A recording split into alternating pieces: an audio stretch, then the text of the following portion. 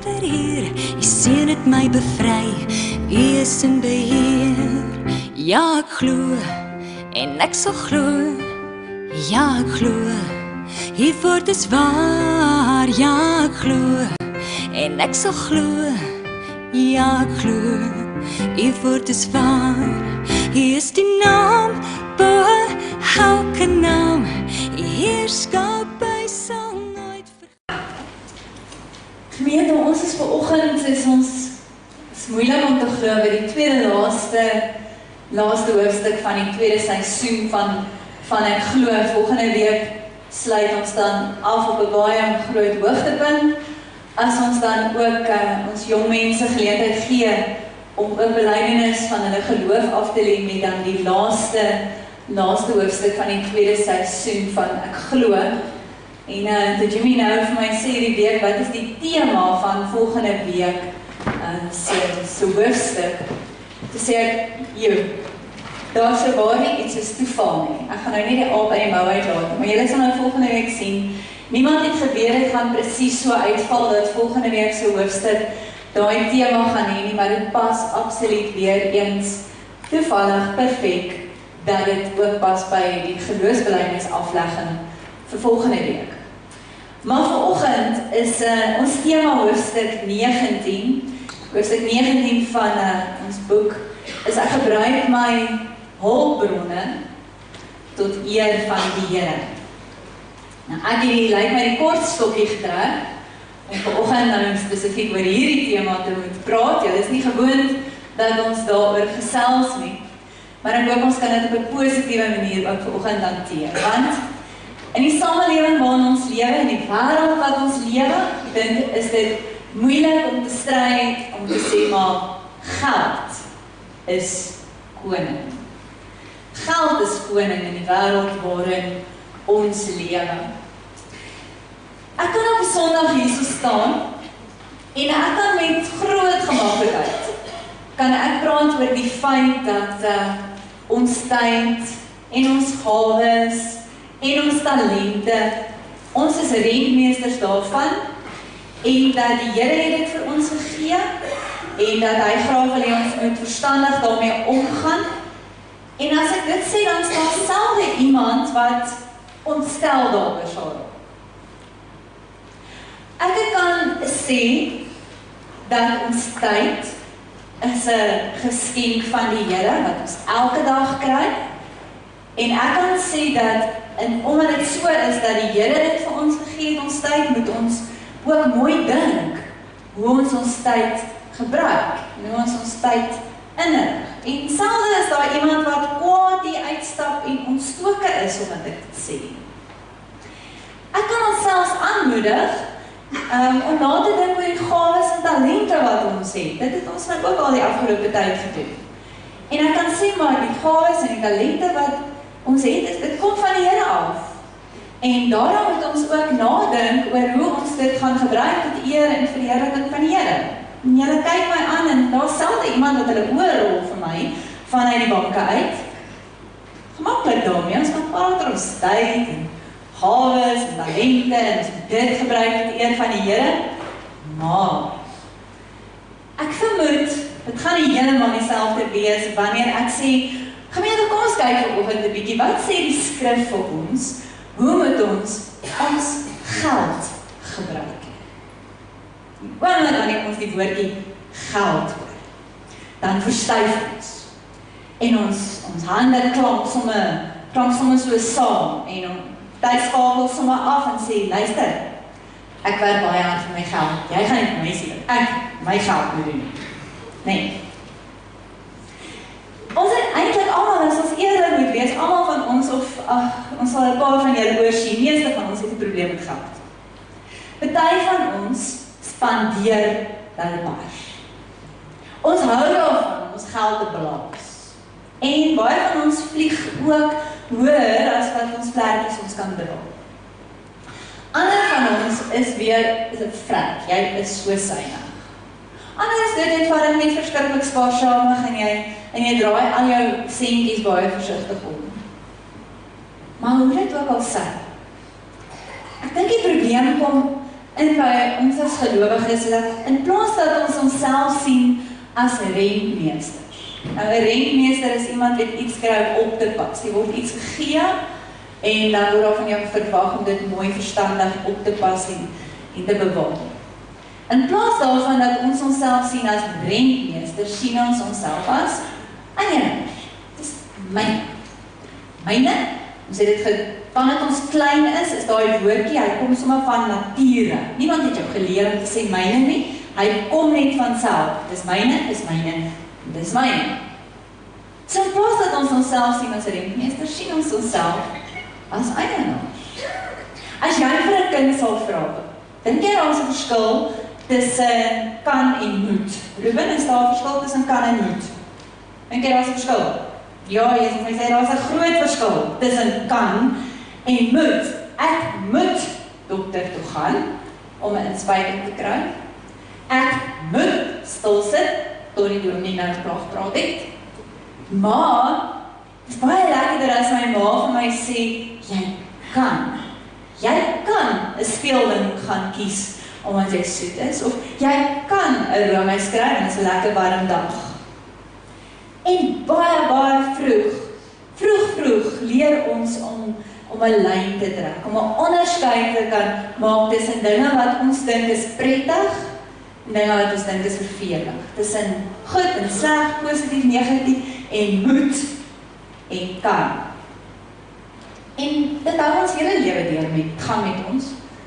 Selfs wanneer ons nou volwasse is, as ons ouer is daar steeds dinge natuurlik wat ons sien as moet en kan.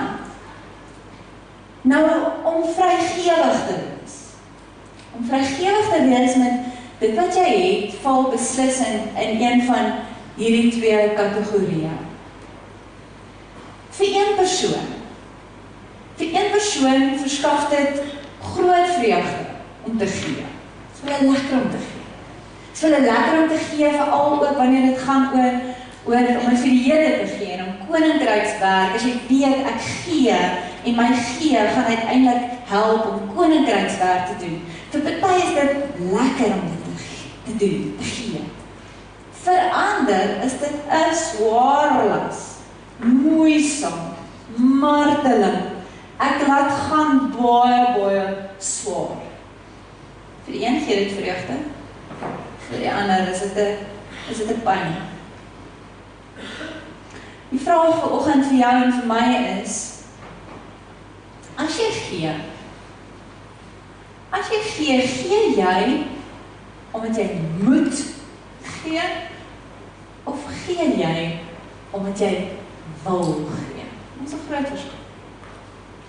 Die grootste verskil is wanneer jy 'n kind vra as hulle skorrelgoed moet was of jou hulle kamer moet skoonmaak. As hulle dit moet doen, dan is dit met 'n gesteen en gekreun en jy hoor dit. Maar as hulle dit wil doen, is dit sommer chop klaar en is met 'n lekker hart wat hulle dit doen. 'n Groot verskil tussen ek moet en ek wil. Die sleutelvraag dan vanoggend, is 'n baie persoonlike vraag, dis iets wat ons elkeen van onsself moet uitmaak. Die sleutelvraag is, hoe gebruik ek? Hoe gebruik ek my bronne, wat ek tot my beskikking het? Hoe gebruik ek dit om God en ander die beste te dien? Hoe gebruik ek my bronne? Historici vertel dat in die middeleeue, wanneer soldate tot geloof in Jesus Christus gekom het, dan is hulle natuurlik nou gedoop, maar hulle is groot gedoop. En wat dan gebeur het, is as hulle gedoop is, het hulle regterhand omhoog gehou uit die water uit. Nou die simboliese betekenis daarvan was dat die regterhand wat hulle gebruik het om mee te veg en om ander dood te maak, was hulle nie bereid om te onderwerp aan die Here nie. So alles, Here, my hele liggaam onderwerp kan nie, maar nie my regterhand waarmee ek beklei en dood maak. Ek dink ons as Christene is maar baie so. Miskien ook met die regterhand in die lug, spreek woordelik uit die water uit dat ons sê, Julle, hier is my beursie in my regterhand. Julle, my alles sal ek weer vir jou maak. Los asseblief net my beursie. Ons kan oor alles praat. Net nie my beursie. En tog is dit interessant, as jy die Bybel gaan vat en jy gaan kyk, Jesus het 38 gelykenisse vertel. Dat in 16 van die 38 gelykenisse praat Jesus oor ons besittings. Uit die 288 verse wat in die evangelies vervat is, gaan 1 uit 10 verse oor ons geld en besittings. 2000 van die verse in die Bybel gaan oor my bronne, my geld, my besittings. Dit kan die Here aan my toe vertrou. Teenoor die 500 wat gaan oor gebed en minder as 500 wat gaan oor geloof. Nou die afleiding wat ons hieruit nie kan maak nie, is dat Jesus se hart gefokus was op geld. Maar uitgeweet ons harte is. Dis hoe kan hy so baie daaroor praat. Want hy weet, dis ons fokus, dis wat vir ons belangrik is. En daarom het Jesus in al sy onderwysinge en sy leerstellings en sy onderrig, het hy gedierig, was hy daarop gemik gewees om ons te leer. Hoe om dit wat hy aan ons toe vertrou, om verstandig daarmee om te gaan, sodat ons hom en ander beter kan dien en kan lief hê. Dit was Jesus se oogmerk. En daarom spandeer hy so baie tyd daaraan om ons te leer. Ons sleutelgedagte is dan, ek gee my bronne om God se doelwitte te help bereik. Ek gee my bronne om God se doelwitte te bereik. Hierdie sin het vir my baie waarde gehad, ek dit raak gelees en toe my eie gemaak het, om te sê, God se genade. God se genade moet ons beweeg, sodat ek nie meer sal dink ek moet gee nie, maar dat ek sal besef, maar ek is bevoorreg. Ek is bevoorreg om te kan gee. God se genade in my eie lewe is so groot, dat daai besef my beweeg. Dat ek nie meer dink, dis 'n verpligting, dis 'n las.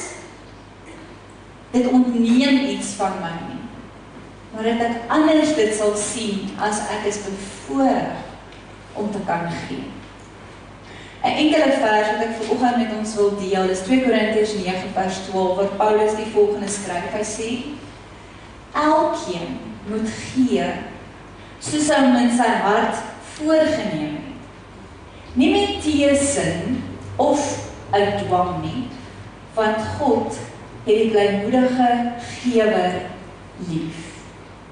Nou as mens hierdie versie opdeel, dan sê hy eintlik soveel.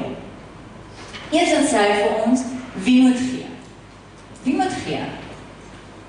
Elkeen. Wie is uitgesluit? En wie is ingesluit? Is julle jong mense vandag uitgesluit, wat nie 'n salaris verdien nie? Nee, hulle is nie uitgesluit nie. Almal is ingesluit, en niemand is uitgesluit nie. Alkeen moet gee. Wat moet ons doen? Goed gee. Daar word nie 'n uitsondering gemaak nie, en daar word ook nie 'n opsie gegee nie. Die opdrag is eenvoudig, ons moet gee. Hoe moet jy gee? Besluit in jou hart. Dis iets wat jy vir jouself moet uitmaak. Niemand gaan vir jou voorskryf nie. Maar dis iets wat ek in my eie hart oor nadink. As jy getroud is dit iets wat jy met jou man of jou vrou bespreek. Dis iets waaroor jy dink, dis iets waaroor jy wat jy gedagte insit. Dis nie van, kom ons kyk wat is oor, en as nou iets oor is, dan sal ons iets gee. Paulus sê, dink daaroor. Dink daaroor na, hoe belangrik is dit vir my, in my beplanning, wanneer dit kom, by my finansies. Hoe nog, sê hy? Sonder teensin of dwang. Ek wil nie gee omdat ek gedwang is nie. Ek wil nie gee omdat ek skuldig voel nie. Ek wil nie gee omdat iemand op 'n lysie gaan kyk, het ek gegee nie. Ek wil nie gee omdat iemand vir my uiteindelik moet dankie sê vir my gee nie. Ek moet gee wat ek wil, nie wat ek moet nie. gee uit dankbaarheid. Omdat ek bevoorreg is om iets te kan gee. En dan laastens sê Paulus, hoekom moet jy gee? Hy sê, want God het 'n blymoedige gewer lief. Dit maak God gelukkig as ons iets van sy hart weerspieël. Want wat is God anders as 'n geer? Hy gee net, en hy gee net, en hy gee net. En hy vra niks terug nie. En dit maak God bly as ons iets van daai sy hart van gee weerspieël. En ek weet ons dink baie keer, ja man, mense wat baie geld het, hy is maklik vir hulle om te gee. Hulle het ons nou baie om te gee, die rykes, laat hulle gee. Ons het nie baie om te gee nie. En tog, as jy gaan kyk in die Bybel, twee van die betekenisvolle voorbeelde in die Bybel is juis van mense wat nie gehad het nie, arme mense wat gegee het. Die weduwee wat haar laaste muntstukkies gegee het. Die ander weduwee wat haar laaste bietjie kos gegee het vir die profeet sodat hy vir eintlik weer al deur sy lewe red. Hoeveel ryk dit is om te kan gee. Hierdie praktyk van gee sluit direk lynreg aan met 'n sleutelwaarheid wat ons in die eerste seisoen hanteer het. Ons het ons nou gesê, eerste seisoen was om te dink soos Jesus, tweede een is doen soos Jesus, en die laaste vir volgende jaar waarby ons gaan kom is om te wees soos Jesus. Maar hierdie sleutelwaarheid vandag sluit direk aan by 1 in hoofstuk 1, die 9de ene wat ons geleer het oor rentmeesterskap. Wat ons gesê het, ek glo alles wat ek is en alles wat ek besit behoort aan God. Ons het dit gesê en baie van ons het die muur ook nog onderteken waar ons gesê ons aanvaar dit dat alles wat ek het, alles wat ek is en alles wat ek besit behoort aan God. Daarin lê ons skeidslyn, nee. Sien ons regtig dit so? Sien ons regtig ons geld, ons besittings, ons bronne, sien ons dit regtig as God se? Sien ons dit as ons eie? Onthou wat ek in die begin gesê het? Ons sien ons self eerder as eienaars, eerder as rentmeesters. 'n Waardevolle oefening is nogal as jy dit sal waag om jou bankstaat van verlede maand sal vat. Ek het aan myne hierso. As jy jou bankstaat van verlede maand vat en jy gaan hom so 'n bietjie deur en jy vra jouself die volgende vraag. As ek nou kyk na al hierdie goedjies, al hierdie aftrekkings en al die dinge waarop ek geld spandeer het verlede maand. Net 'n oefening. En ek gaan kyk en ek sê, maar sien ek hier 'n patroon? Is hier 'n patroon of 'n tendens wat ek sien op my uitgawes? As ek kyk na hoe ek my geld spandeer het, kan ek dalk sien wat is my prioriteite? Is die kampanje my prioriteit, of is dit momentum, of is dit die aandele wat ek koop vir die kinders, of die spaargeld? Wat is my prioriteite as ek kyk na my uitgawes? As ek so kyk na my uitgawes, kan ek myself vra, voel ek tevrede met hoe ek my geld spandeer? Waar is ek teleurgesteld in wat ek sien? Waar het ek oorspandeer? Waar het ek gemors? Waar was ek spandabelrig of roekeloos? En as ek daarna kyk, waar is daar sekere veranderings wat ek dalk sal moet maak? Aanpassings wat ek dalk sal moet maak? Nou goed, jy kan dit doen of nie doen nie, maar dit laat die mense 'n bietjie dink. Laat my dink. Wat is my houding? Wat is my gesindheid wanneer dit kom by koninkrykswerk? Is die een lyntjie op my bankstaat wat iets sê van koninkrykswerk? Een lyntjie waar ek bereid was om te gee vir die uitbreiding van God se koninkryk. Kom ek vertel vir julle 'n verhaaltjie, kom ek illustreer dit, hierdie gee van ons met die volgende. Op 'n dag het 'n kassier by die kerk bedank. En die kerk het toe gevra dat die man wat plaaslik die bestuurder was van die graansuier, of hy die pos sou oorneem. Want die mense het elke maand hulle graan na hom toe gebring om te weeg, en dan het hy hulle daarvoor vergoed, so hulle het hom vertrou, hulle het 'n verhouding met hom gehad. En hy het uiteindelik toe ingestem op 2 voorwaardes. Die eerste voorwaarde was dat hy vir die eerste jaar gaan hy geen verslag indien van hoe met die oor die finansies nie, en dat in die eerste jaar moet niemand om enige vrae ook vra oor die finansies. Binne die eerste jaar, natuurlijk, die gemeente was verras oor hierdie versoek gewees, maar hulle was redelik desperaat, so hulle het hom vertrou, so hulle het aan sy versoek toegestaan. En aan die einde van die jaar het hy sy verslag toe ingedien. Sy verslag het toe so gelyk dat die kerk het toe na 'n jaar geen kerkskuld meer gehad nie. Dit wat hulle vir barmhartigheid ingekry het, het met 200% opgegaan. Is geen rekeninge uitstaande nie. Dominee het 'n verhoging gekry, ons hou van daai een. En daar was 'n stewige bankbalans. En onmiddellik het hierdie geskokte gemeente gevra, hoe het jy dit reg gekry? Waar het jy die geld gekry? En sy antwoord was, die meeste van julle bring julle graan na my graanseier toe. Al wat ek gedoen is, ek het 10% om julle onthaalwe teruggehou en in julle naam vir die kerk gegee. Julle het dit nie eers gemis nie. Kassier het sy punt gemaak.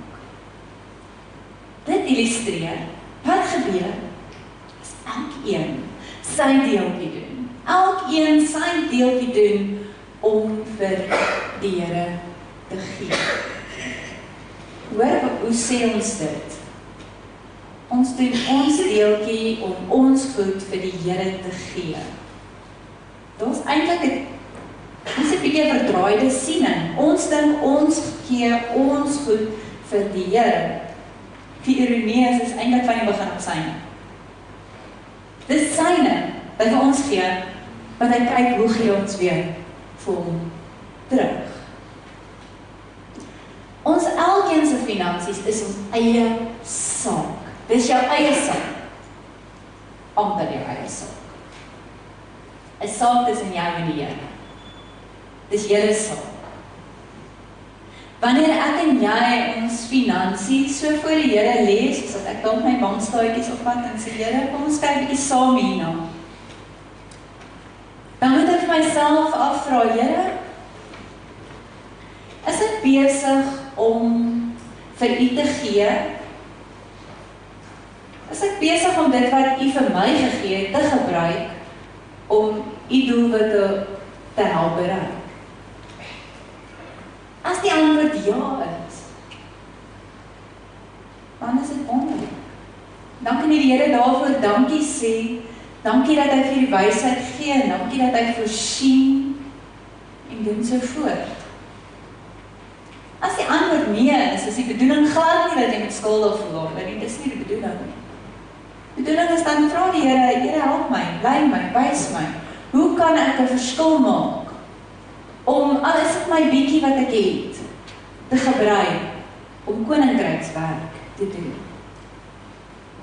Hierdie was nog wel 'n onthulling wat iemand gesê het, hy het gesê, en dis wat ons baie van ons nou op die oomblik dink, ek het dink ook so, saam met julle.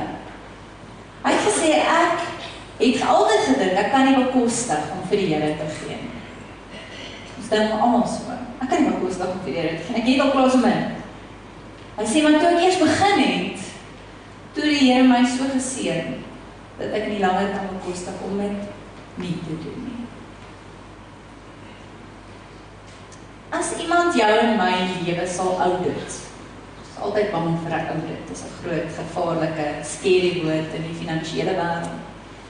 Maar as iemand jou lewe sal audit, nie jou bankstaat sal audit nie, maar jou lewe sal audit. Sê nou maar iemand volg jou rond vir 'n week. Kyk wat jy doen. Kyk waar jy tyd spandeer, waar jy jou geld spandeer. Wat is die dinge waaroor jy bekommer? Wat is die dinge waaroor jy bid? Hoe gaan jy met ander mense om? Wat sal hulle op die einde antwoord op die vraag? As hulle die vraag moes antwoord, vertrou, jy die Here? As hulle nou sê, of hulle in jou lewe kan raak sien dat jy die Here vertrou, wat sal hulle oor jou lewe sê? Of sal hulle op die einde sê, nee, ons kan nie dit sien, ons kan sien hulle vertrou hulle geld, hulle besittings, hulle karre, hulle motors, hulle vriende, hulle stokperdjies, hulle werk, hulle vertrou daar. Ons sê maklik, het is maklik om in die mond te sê, ja, ek vertrou die Here. Maar dit is 'n ander ding om dit te lewe. Om toe te laat dat ons geloof so 'n groot deel van ons lewe uitmaak, dat dit alles beïnvloed wat ons doen. Partykeer moet 'n mens eers op jou knieë gedwing word, wanneer jy regtig nie meer iets het nie, dan sê ons baie keer, maar nou, dis al wat ek oor het om te doen, is ek kan net die Here vertrou. Dis goed. En dis waar die Here ons wil hê, hy wil ons in daai totale afhanklikheid van hom hê. Ongelukkig is ons nie eers altyd eers op ons knieë nie. En die Here wil nie eers hê dat ons eers noodwendig op ons knieë moet wees voordat ons hom vertrou nie. Hy wil hê ons moet hom vertrou, selfs al gaan dit met ons goed, dat ons sal weet dat alles kom van hom af. Ons volgende asemteug kom van hom af. Hy is die een wat voorsien. Hy is die ene en wie hy wil hê ons moet ons vertroue plaas. Hy sal nie teleurstel nie. Tolstoy het eenmaal die volgende verhaal geskryf vir 'n suksesvolle boer wat net nie genoeg kon kry nie. Niks was net ooit vir hom genoeg nie. En op 'n dag het hy hierdie ongelooflike aanbod gekry om vir 100 roebels kon hy dan soveel land bekom as wat hy moontlik kon. Die uitdaging was net, hy kon soveel land kry soos wat hy in 1 dag om kon loop. Die enigste voorwaarde was, hy moes net aan die einde van die aand weer by die beginpunt wees. Voor die son sak, moes hy weer by die beginpunt wees. Al die land wat hy in daai 1 dag om kon loop, kon hy kry van 100 roebels. En vroeg die môre het hy begin stap, en hy het gestap en hy het gestap. En teen die middag was hy baie moeg, maar hy wou nie opgee nie, en hy bly stap en hy bly stap. Teen laatmiddag te besef hy, maar sy inhaligheid het hom nou baie ver van die beginpunt af weggeneem. Hy het sy pas aansienlik versnel en hy besef, as hy nie nog vinniger gaan nie, gaan hy sy kans om selfs 'n nog groter stuk land te bekom, gaan hy daai kans gaan hy mis. En hy het begin hardloop. Toe begin hy te sien hy die beginpunt so voor hom in die son wat so stadig maar seker begin sak. Met sy laaste bietjie energie en krag, met 'n hart wat vinnig klop, het hy oor daai beginpunt het hy gesteier, toe die son agter die horison ingloop. Hy het onmiddellik in mekaar gesak. Binne 2 minute sy dood. 'n Paar van sy slawe het toe vir 'n graf gegrawe. 2 meter lank, 6 voet diep. Die titel van Tolstoy se verhaal is, hoe baie grond het 'n mens nodig? Die vraag is seker, gaan ons verantwoordelik om by die Here ons gee? Gaan dit vir ons dat ons altyd net wil hê? Gaan dit daarom vir ons ook daaroor dat ons ook wil gee? Hoekom gee 'n Christen? Hoekom is dit deel van ons aard? Hoekom moet ons gee? Hoekom wil ons gee? 'n Christen gee omdat die Here eers vir ons gegee het. En omdat ons die Here vertrou om vir ons te gee. Die Here is die groot gewer. Al wat ons doen is om ons boodskap na. En ons gee hom terug wat ons in elk geval reeds van hom ontvang het. Die Here vra ons niks. Die Here vra absoluut niks van jou en my wat in elk geval nie al klaar vir ons gegee het nie. Daarom is die vraag vir klein en groot vir ons, elkeen. Selfs jy wat net 'n sakgeldjie kry, jy wat 'n salaris kry, selfs 'n pensioen kry, elke een sê die Here, ek ken jou hart. Dit met wat sy hart, wat jou hart. Here, te bly moedige gewer lief. Laasweek het ons gepraat daaroor om ons tyd te gee. En elke een van ons kan ons kosbare minute en ons ure, ons dae en ons jare, elkeen van ons kan dit wat die Here vir ons gegee het gebruik om 'n verskil te maak in hierdie wêreld. Dan praat ons oor geld. Nou die twee gaan nou maar saam. En dit hang van elke een van ons af om 'n manier te vind hoe ons gawes en ons tyd en ons geld kan gebruik sodat ons meer sal bereik as om net vir onsself op te gaan. Maar dat ons 'n weg sal vind om van onsself te vra, hoe kan ek my bietjie, is dit my bietjie gebruik om Here se koninkryk se werk te help bevorder. Ek weet nie van jou nie, maar ek wil die Here genoeg vertrou. Dat ek weet die Here sal my tyd en my geld en my gawes wat ek hom offer, gebruik tot sy eer, daarvoor wil ek dit gebruik. Ek wil God genoeg vertrou dat ek glo dat hy my geld beter kan bestuur as wat ek self dit kan doen. Ek wil gee om God se doelwitte te help realiseer. Dis hoekom ek gee. Dit moet my rede wees vir my gee. En as ek so gee, ek glo dat as dit die rede is vir my gee, sal God se doelwitte gerealiseer word. Die een Witfontein, in die kerk en hier op aarde. Die slotsom is, en ek wil hê met hierdie woorde hier uitstap vandag. Die slotsom is, daar word nie van jou vereis om te gee. Daar word nie van jou vereis om te gee. Maar ons het die voorreg om te kan gee. Ons hoef nie te gee nie, maar ons kan. Mag die Here ons ook daarin lei, dat ons, wanneer ons so sing gereeld, dan sê ons, Here, neem my lewe, laat dit Heer, U gewy wees, meer in.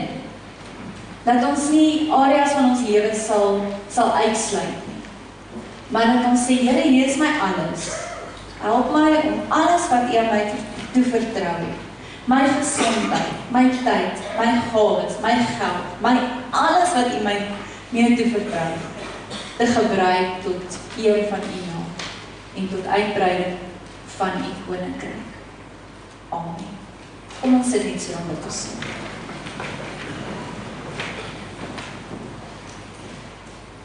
Here, ons Here, aan U kom toe al die lof en al die eer. U is barmhartig en U is lankmoedig, vol liefde en genade. Ons besef, Here, wat 'n voorreg dit is om U ons Vader te mag noem en ons totale afhanklikheid van U te bely. Here, ons is baie keer so seker van onsself. Ons is so ingestel net op onsself, baie keer net op ons eie behoeftes, ons eie belange. Ons wil nie graag hê mense moet kom krap aan dit wat vir ons belangrik is. Maar Here, uiteindelik is dit nie iemand wat vir ons sê wat ons moet doen nie. Dit is uiteindelik ons wat ons eie lewe voor U in aanskou neem. En nederig moet erken, Here, dat alles wat ons het en alles wat ons is, kom uiteindelik van U af. En dit maak dit uiteindelik U sin. Here, U vertrou dit aan ons toe. Al die gawes, die talente, die bronne tot ons beskikking, gee U vir ons. Vra dat ons rentmeester sal wees, dat ons wys, verstandig, genadig, mededeelsaam sal omgaan met wat ons het. Maak ons hart 'n blymoedige hart, Here, wat wil gee omdat ons kan gee, nie wat ons moet gee nie. En ons weet, Here, ons gee definitief nie omdat ons dan seën in ruil verwag nie. Ons weet U sal steun. Ons weet U sal sorg en ons weet U sal voorsien vir ons. Maar dis nie hoekom ons wil gee nie. Gee dat ons sal gee, omdat dit iets van U hart ook weerspieël, om 'n geer te wees. Dankie Here dat U ons in staat stel. Elkeen van ons met ons bietjie of ons baie, dat ons dit sal gee met groot vreugde, omdat ons kan, en omdat ons bevoorreg is, om te kan hê. Dankie vir werke, Here, die vir ons werke gee, gesondheid gee, om ons werke te kan uitvoer. Dankie dat U vir ons voorsien, op verskillende wyse, dat ons in ons behoeftes kan voorsien. Troue Hemelse Vader, dankie dat ons kan weet, U is vir ons goed, en ons kan nie genoeg dankie sê vir alles wat U vir ons gee. Here, ons wil ook vir ons land bid, en alles wat op hierdie oomblik, ons land aan die gang is, ons leef in 'n wêreld waar dinge so vinnig verander, waar so baie dinge waarvan ons seker was en seker aan vasgehou het, word van ons weggestroop. U is die enigste een waarvan ons seker is in ons lewe.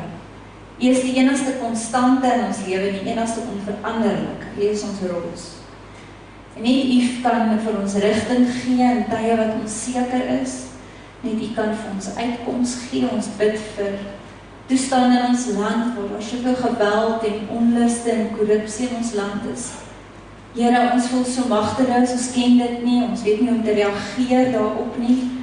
Ons is bekommerd oor die toekoms, ons is jammer vir ons kinders wat studeer en wat onder moeilike omstandighede nou moet 'n eksamen skryf.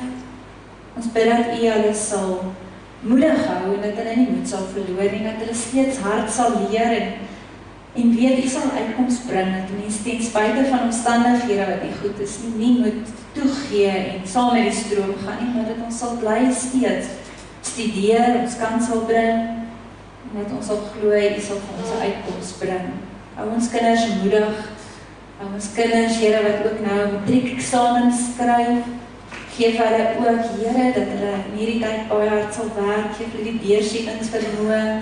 Dankie vir ouers wat hulle ondersteun en hulle bederf en hulle aanmoedig in hierdie tyd. Mag hulle almal, Here, uiteindelik dan die vrugte pluk van harde werk. Ons sê vir U dankie vir die wonderlike reën wat geval het hierdie week.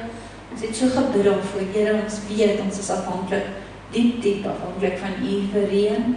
Dankie dat U die reën laat val het hierdie week en dat ons in groot vertroue kan bly bid dat dit asseblief nie hier sal ophou nie. Ons het steeds die reën bitter nodig, Here. Daarom in diepe afhanklikheid vra ons vandag, Here, dat U steeds die sluise van die hemel sal oopmaak, ons reën sal gee.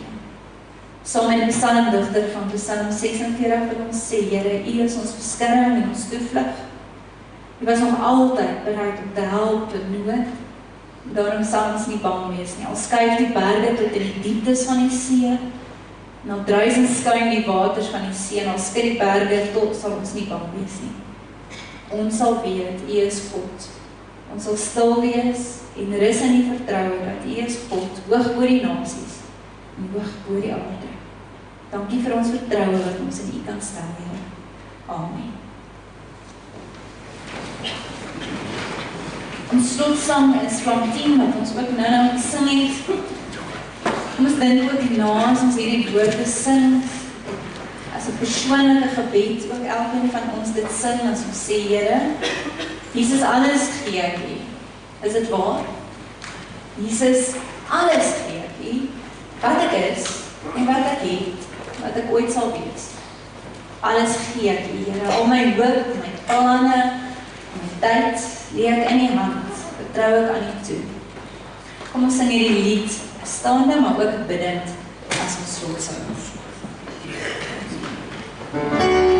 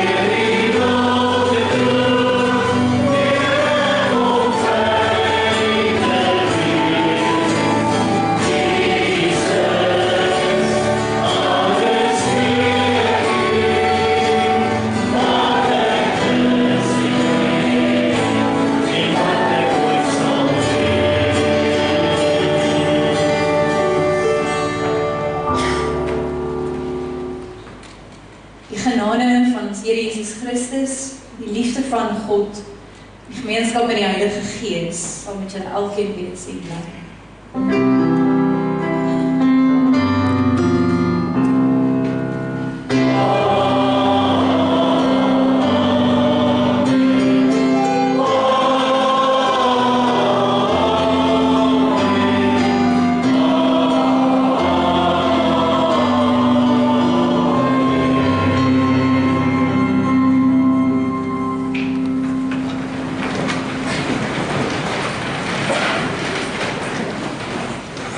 En ek vra net julle aandag vir enkele afkondigings asseblief.